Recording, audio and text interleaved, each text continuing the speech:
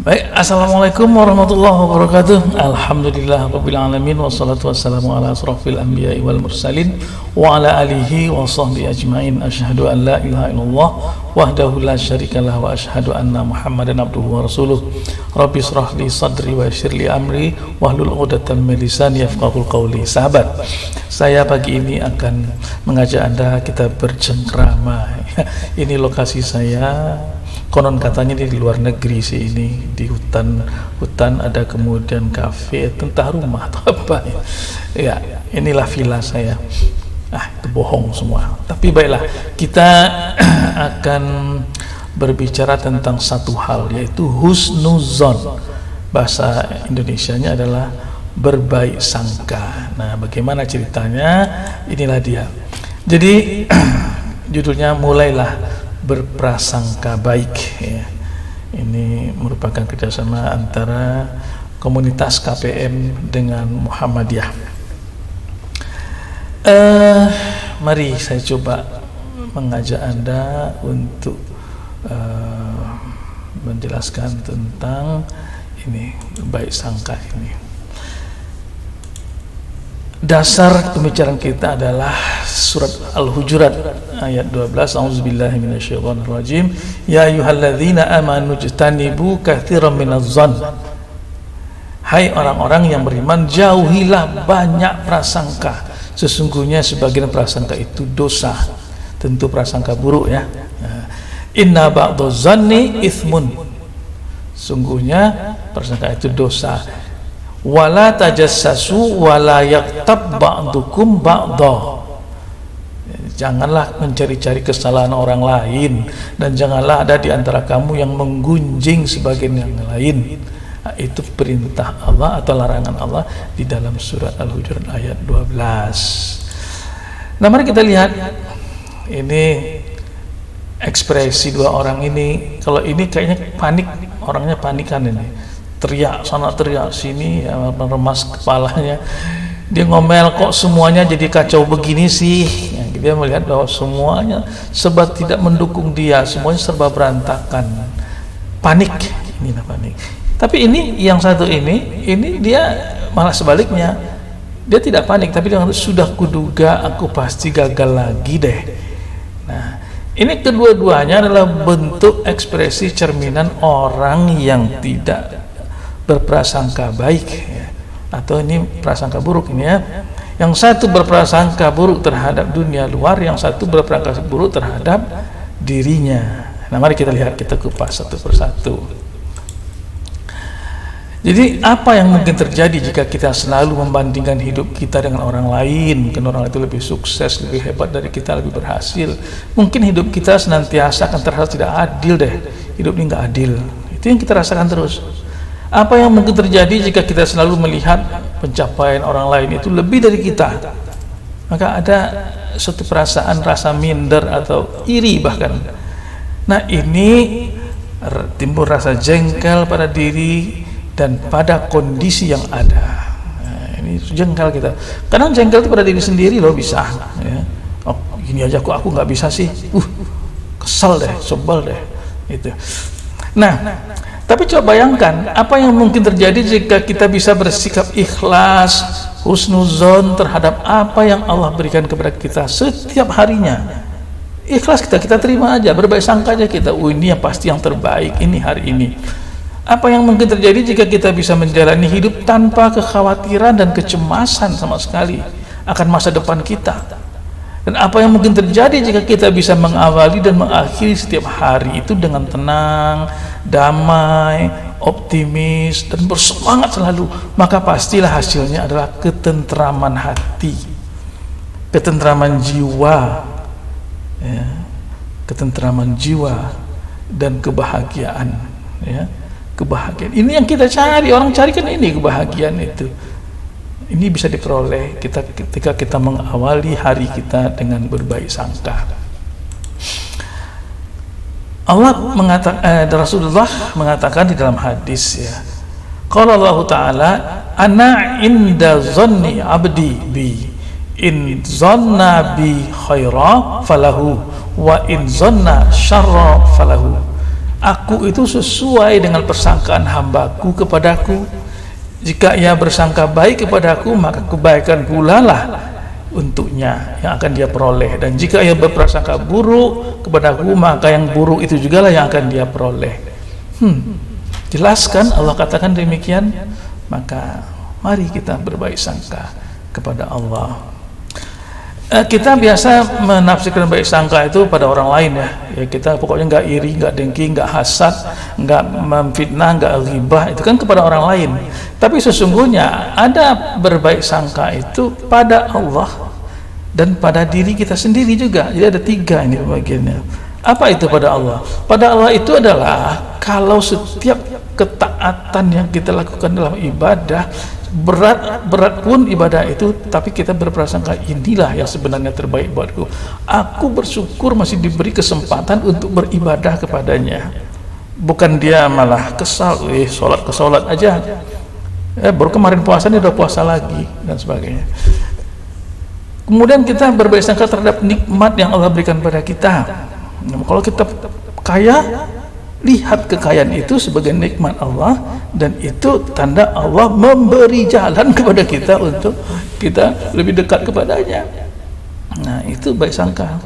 Jangan kemudian kita katakan, oh saya nggak maulah kalau saya ini punya kaya begini, nanti saya jadi orang yang terlena dengan harta saya. Salah itu, salah ya. Jadi jangan pernah kita berkata demikian pada apa yang diberikan Allah kepada kita. Kemudian saat mendapat ujian juga harus berbaik sangka ya. Kita katakan bahwa apapun ini yang terjadi, sebenarnya Allah sedang menguji saya dan sedang menaikkan saya ke tingkat yang lebih tinggi. Itu sebetulnya kesimpulannya. Kemudian juga berbaik sangka ketika melihat ciptaan Allah, entah itu tsunami, banjir, atau kecelakaan, atau segala macam. Jangan katakan bahwa Allah itu marah pada umatnya. Tidak, tapi Allah punya rencana. Mungkin itu yang terbaik buat umatnya. Ada orang kecelakaan, ya, barangkali itu ada sesuatu di sana, kenapa dia kecelakaan. Ya, jadi berbaik sangka saja kepada Allah. Kemudian ada lagi berbaik sangka pada diri kita sendiri. Apapun takdir Allah pada jasmani kita, entah hidung kita pesek, entah kepala kita botak, entah pendek kita atau bagaimana, jangan pernah menyalahkan diri kita, jangan menyesali diri kita. Kenapa? Kita harus baik sangka bahwa dengan itu justru nanti kita bisa berhasil. Itu cara berbaik sangka. Apa yang ada pada saya, itulah senjata utama saya untuk maju ke depan. Kemudian hasil, kalau setelah perjuangan kita, sudah kita berperjuangan, apapun yang hasil yang kita dapatkan, kita harus menghargai diri kita ya. Itu berbaik sangka, itulah kemampuan saya dan itulah hasil saya, dan percaya diri ya. Jadi kalau orang yang berbaik sangka pada dirinya, maka dia akan percaya diri, dia yakin bahwa dia punya kemampuan. Tapi kalau orang yang tidak berprasangka baik pada dirinya, maka dia hilang percaya diri, dia merasa bahwa dirinya nggak mampu apa-apa. Aku kan nggak sekolah, aku kan tidak ganteng-ganteng kali, tidak cantik-cantik kali, mana bisa jadi artis. Itu kemudian tidak terlalu menyesali apapun yang ada pada diri kita, jangan disesali. Tidak perlu disesali mau lahir dari orang tua siapa, orang miskin, orang kaya, mau lahir di Indonesia atau di luar negeri, itu bagian daripada diri kita dan itu kita harus terima. Kemudian berani memaafkan diri ketika sudah salah dan tahu kita bahwa itu salah. Jangan menghukum diri berlebihan. Ya, jangan menghakimi diri berlebihan, kemudian tidak memberi kesempatan diri itu untuk memperbaikinya. Itu salah. Jadi ya rasa bersalah ya bersalah, taubat ya taubat, tapi kemudian kita harus maafkan diri, karena dengan maafkan diri itu dia punya kesempatan untuk bangun lagi, bangkit lagi, dan berjalan lagi. Itu dia berbaik sangka kepada diri. Kalau kepada manusia lain ya kita udah hafal ya, tahu persis bahwa akan menimbulkan rasa akrab sesama kita, rasa tulus, rasa gembira, rasa bahagia, rasa tentram. Ini yang kita dapatkan kalau kita berbaik sangka pada manusia yang lain. Nah ini suuzon, buruk sangka. Ini akan melahirkan berbagai macam tabiat, karakter atau akhlak yang hina. rasa iri, rasa cemburu, rasa hasad, benci, dengki, sirik, ini makin lama makin berat ini. Kemudian sinis, ghibah, akhirnya fitnah muncul. Kita memfitnah orang lain. Awalnya cuma sekedar buruk sangka aja. Kalau sudah fitnah tentu berat masalahnya. Bisa saja orang jadi hancur, berkelahi gara-gara difitnah. Perang pun bisa terjadi karena fitnah. Tapi kalau husnuzon itu akan melahirkan beberapa sifat-sifat akhlak mulia, akhlak yang mulia, yaitu rasa kasih sayang, Ar-Rahman dan Ar-Rahim. Itu punya Allah, tapi manusia bisa mendapatkan rasa kasih dan sayang dalam bentuk miniatur, dan itu yang kita pakai. Nah, kemudian berlapang hati, bersabar, rumah tangga akan harmonis karena baik sangka terus, tidak bercuriga berkepanjangan. Kalau rumah tangga itu diawali dengan kecurigaan, maka alamatlah itu nanti akan berantakan. Dan baik sangka ini akan melahirkan rasa syukur. Ingat Pak sahabat, orang yang paling kaya di dunia ini adalah orang yang bisa bersyukur, bukan orang yang punya banyak, tapi orang yang bisa bersyukur. Nah, ini bisa lahir dari husnuzon ini, rasa syukur. Apapun yang diberikan oleh Allah, terima dan syukuri, itu yang terbaik. Ya kan, baik sangka itu. Kemudian rasa santun, ya, kepada orang tua, kepada anak, kepada tetangga, santun, lemah lembut, ini yang akan melahirkan harmonis itu tadi. Nah, kalau baik sangka ini, itu akhirnya dia akan melahirkan optimisme. Ya. Optimisme artinya rasa percaya diri dan merasa bahwa dia insya Allah bisa. Orang yang optimis akan bisa melahirkan kesuksesan. Ya. Itu pintu gerbang sukses itu ada di optimis ini. Juga ternyata optimisme ini berpengaruh pada kesehatan. Orang yang optimis maka kesehatannya akan lebih baik daripada orang yang tidak optimis. Dia akan mencari pengobatan kemanapun, akan dia usahakan, itu optimis. Buruk sangka, kalau buruk sangka itu akan melahirkan sifat pesimisme. Dan kita tahu bahwa pesimisme ini adalah sepertiga daripada kegagalan. Itu sudah gagal itu. Orang sedangkan di optimis aja belum tentu berhasil, apalagi kalau udah pesimis, ya nggak melangkah dia, ya pasti gagal. Dan orang yang pesimisme ini umumnya akan melahirkan penyakit-penyakit dalam tubuhnya.